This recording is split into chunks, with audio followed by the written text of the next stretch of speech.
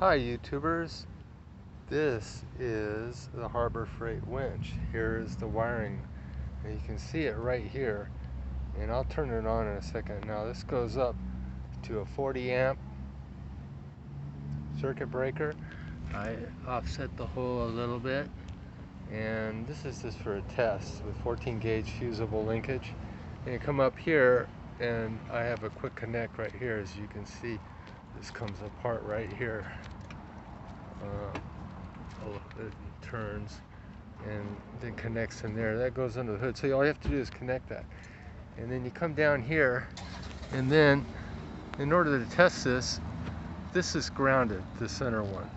And this is there.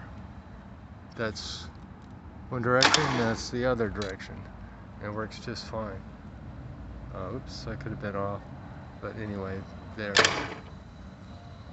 That is the motor working. No problems. And this particular brand here, there's a lot of problems with the wiring. But this is wire right here is the negative. And you can see the negative, and then you can follow the positive wire to there. I'm going to disconnect the circuit, and then M2 goes up here on this side, and M1 is this one right here.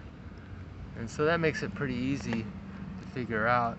And this center here is grounded to the battery ground, and all I did is connect the positive to activate either side, either direction.